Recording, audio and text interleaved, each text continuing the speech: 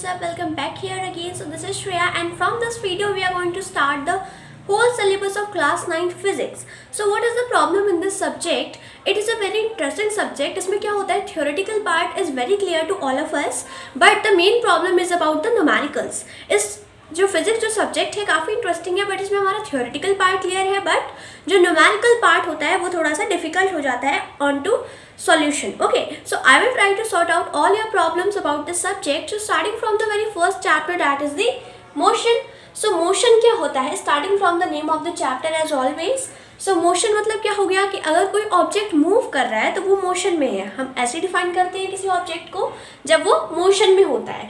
तो सिमिलरली इसकी डेफिनेशन भी यही होती है, when position of a body changes with time then the body is said to be in motion. क्या मतलब हुआ इसका, when position of a body changes with the time, यानी कि अगर किसी बॉडी की पोजीशन टाइम के रिस्पेक्ट में चेंज हो रही है, टाइम बदलते जा रहा है और उसकी पोजीशन भी चेंज हो रही है, तो हम क्या कहेंगे कि जो बॉडी है वो किस में है, मोशन में है. यही हमारी सिंपल सी डेफिनेशन होती है मोशन की. For example, if I am walking from here to here, मेरी पोजीशन चेंज हुई from this side to this side और उसमें मुझे कुछ टाइम लगा 1 और 2 सेकेंड्स. ओके, तो मेरी टाइम के साथ साथ क्या हुई, पोजीशन चेंज हुई 1 2 3 इस टाइप से सेकेंड्स के अकॉर्डिंग पोजीशन का चेंज होना, that is called as motion. वही होती है हमारी मोशन. Okay, clear.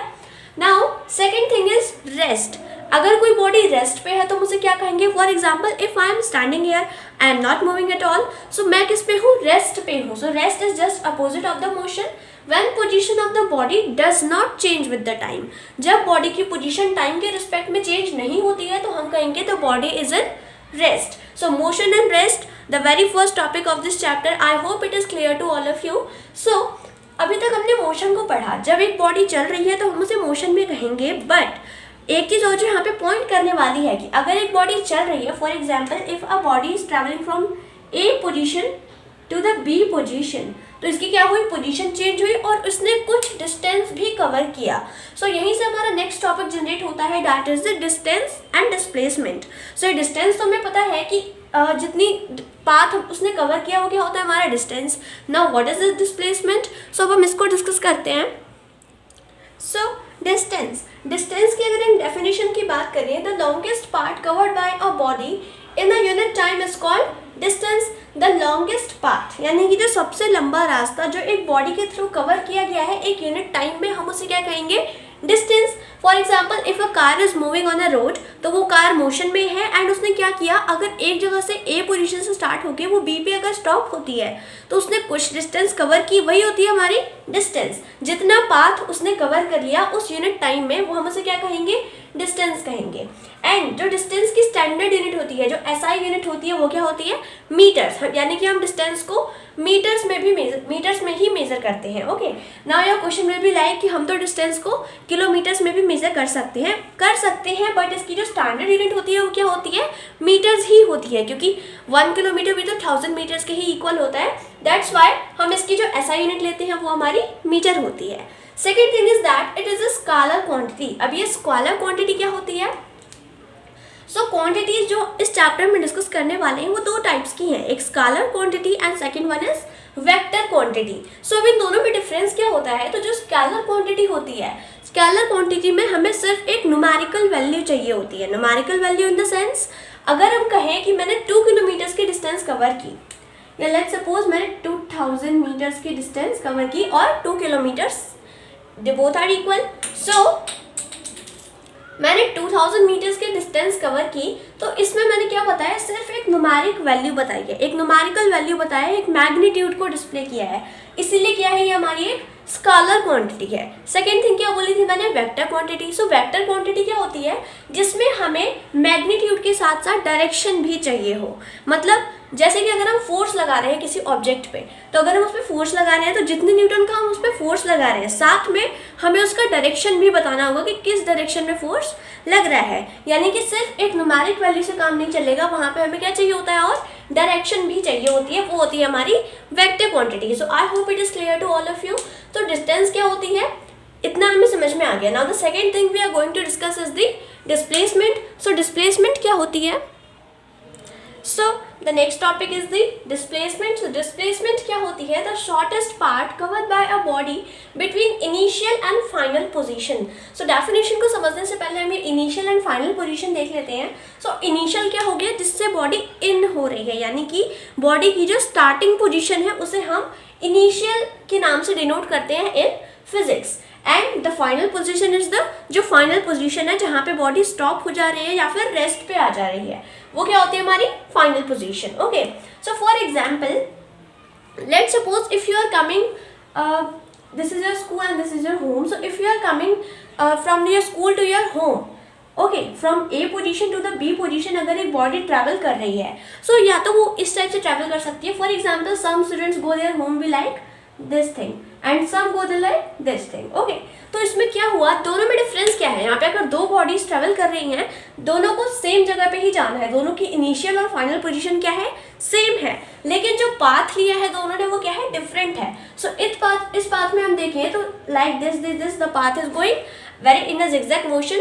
सो इसमें क्या हो रहा है? यहाँ पे जिसने भी ये पाथ चूज किया, फॉर एग्जाम्पल पर्सन बी, तो उसने क्या किया? ज़्यादा डिस्टेंस कवर की है पर्सन ए से, क्योंकि वो बिल्कुल डायरेक्ट किया है but he is moving in a zigzag manner. ठीक है, तो डिस्टेंस तो इसने ज़्यादा कवर की इससे, लेकिन जो डिस्प्लेसमेंट है वो दोनों की हमेशा सेम होगी, क्योंकि इनिशियल एंड फाइनल पोजीशन के बीच की शॉर्टेस्ट डिस्टेंस की हम बात कर रहे हैं. अगर कोई पर्सन ऐसे भी जाएगा तो क्या होगी? उसकी डिस्टेंस ज़्यादा होगी but displacement will be same.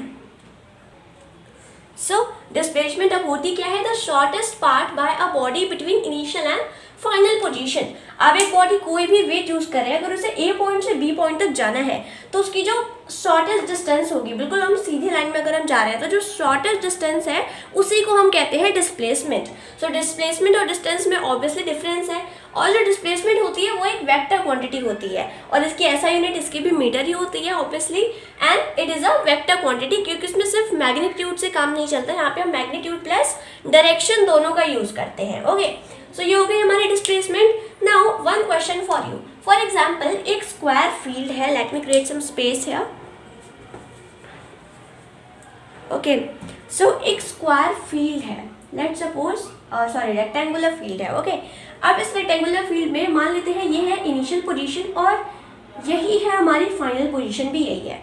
ठीक है, एक पर्सन है, उसने ए से शुरू किया ट्रैवल करना and he travels like this.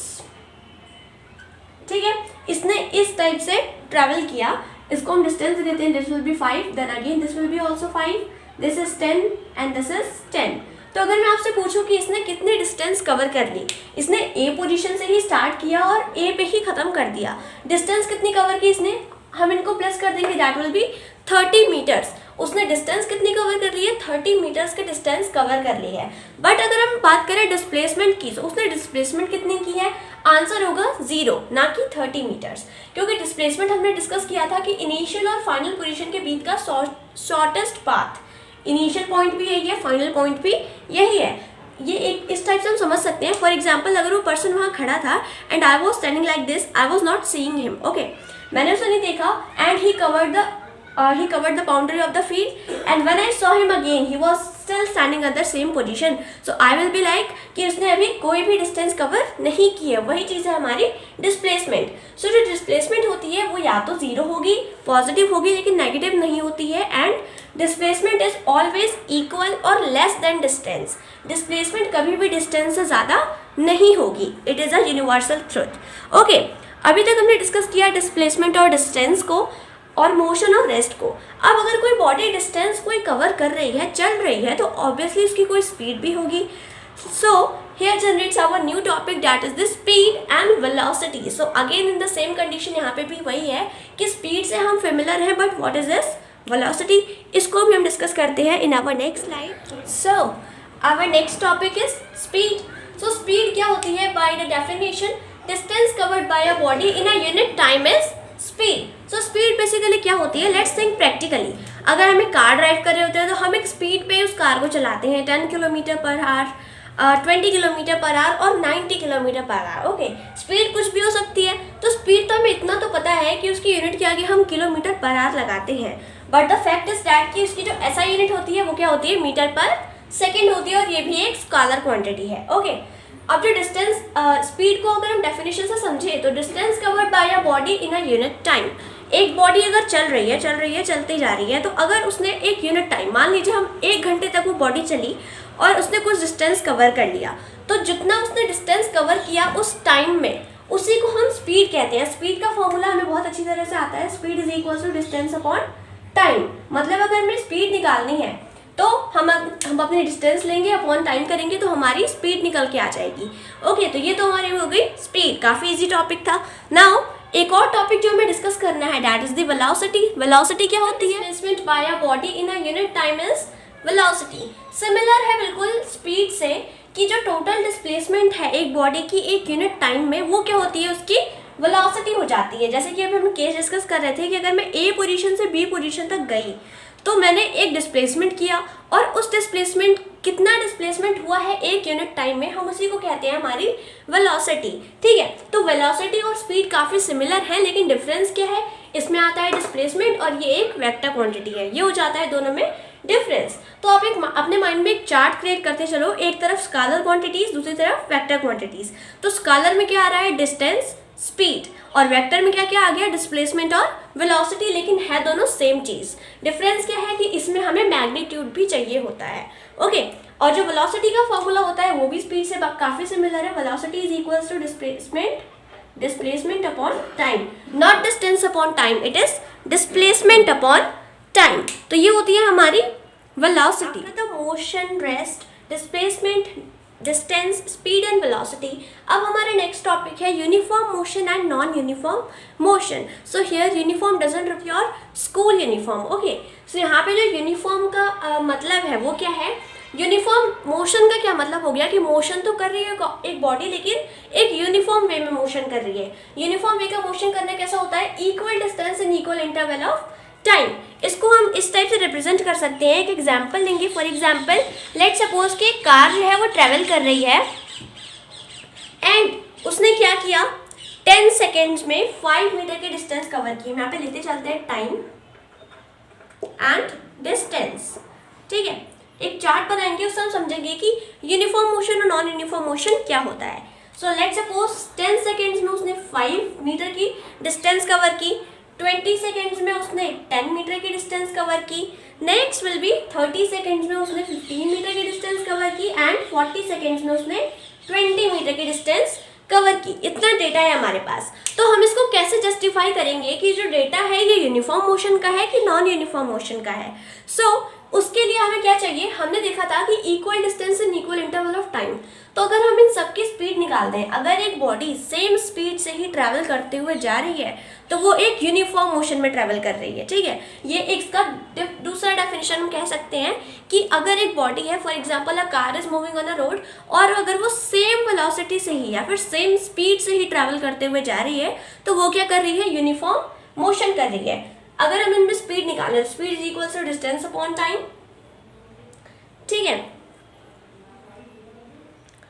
So distance upon time अगर हम इन सब में लगाएंगे तो क्या आएगा, डिस्टेंस अपॉन में लेंगे हमें टाइम, तो सब में आ जाएगी 0.2, 0.2, 0.2 एंड 0.2 मीटर पर सेकेंड। मीटर पर सेकेंड सब में आएगी। तो यानी कि अगर हमारे पास था टाइम, डिस्टेंस, और हमने अगर स्पीड ले ली, स्पीड अगर हमने सबकी निकाली तो क्या पता चला कि स्पीड सबकी सिमिलर है। यानी कि अगर एक बॉडी जा रही है, उसको कुछ टाइम लग रहा है, वो एक डिस्टेंस कवर कर रही है, मतलब वो एक सेम स्पीड से कवर कर रही है, तो वो क्या कर रही है, एक यूनिफॉर्म मोशन कर रही है। एंड इसके just opposite non uniform motion क्या होगा, जिसमें अलग टाइम पीरियड में अलग अलग डिस्टेंस कवर हो रहा है, उसमें स्पीड भी अलग अलग आएगी। जो नॉन यूनिफॉर्म मोशन का एग्जाम्पल है वो काफ़ी सिंपल है।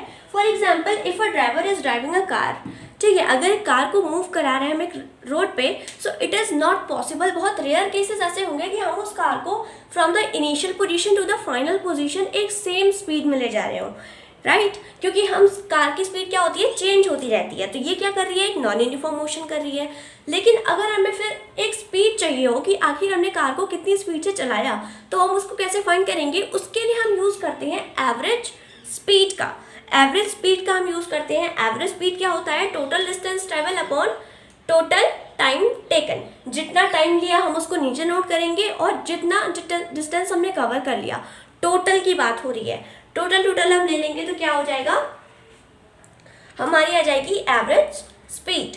तो इसकी भी जो एसआई यूनिट होगी वो क्या होगी, मीटर पर सेकेंड। अब हमारी आती है एवरेज वेलोसिटी भी। अगर हमने डिस्प्लेसमेंट की, हमारी वेलोसिटी चेंज हो रही थी, नॉन यूनिफॉर्म थी, तो अगर हम उसमें हमें वेलोसिटी निकालनी है तो हम कैसे निकालेंगे। सो एवरेज वेलोसिटी का जो फॉर्मूला होता है वो बेसिकली यही होगा कि total displacement upon total time taken, है ना। इसका भी यही होगा, लेकिन हम इसका एक और फॉर्मूला यूज करते हैं जो काफी सारे क्वेश्चंस में हेल्प करेगा, that is the initial velocity. Initial velocity को हम u से डिनोट करते हैं, u से, एंड फाइनल वेलोसिटी को हम v से डिनोट करते हैं। तो इसका फॉर्मूला क्या होता है, u प्लस वी अपॉन 2। ये क्या है, दोनों एवरेज वेलोसिटी के ही फॉर्मूलाज हैं। तो आप काफ़ी सारे क्वेश्चन ऐसे होंगे जिसमें हम इस फॉर्मूले का यूज़ करते हैं, जिसमें u होती है इनिशियल पोजीशन, v होती है final. Initial velocity plus final velocity upon में 2, यानी कि जिस स्पीड से हमने कार स्टार्ट की थी और जिस स्पीड में हमने कार रोकी, उन दोनों को ऐड करके अपॉन में 2 कर देंगे, क्या आ जाएगी, एवरेज वेलोसिटी आ जाएगी। नाउ अभी हमने डिस्कस किया कि हम अगर ट्रैवल कर रहे हैं तो हमारी स्पीड चेंज होती रहती है। कभी हमारी स्पीड इंक्रीज होगी, कभी हमारी स्पीड डिक्रीज होगी। तो इस केस में हम क्या कर रहे होते हैं, इस केस में हम कर रहे होते हैं acceleration, rate of change of velocity of an object. Next topic है हमारा एक्सेलरेशन।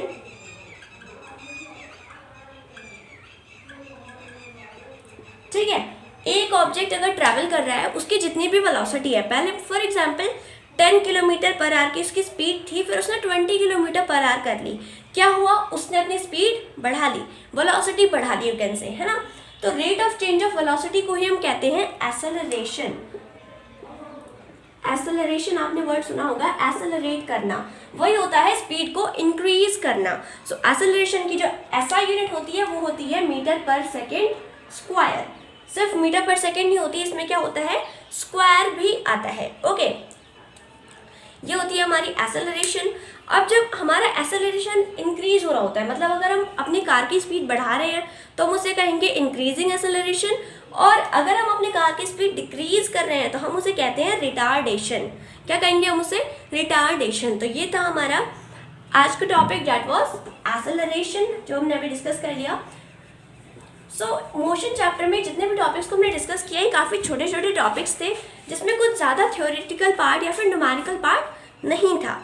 जो अब हमारे पास लास्ट टॉपिक रह गया है वो है ग्राफ्स वाला टॉपिक। सो इस टॉपिक को डिटेल में हम नेक्स्ट वीडियो में कवर करेंगे, because this topic is very broad and very important, और you can say it is the toughest part of this chapter. Okay, so हम इसको नेक्स्ट पार्ट में कवर करेंगे। So till then, thanks for watching. You can subscribe my channel for more videos like that. Stay tuned. See you in the next video. Thank you.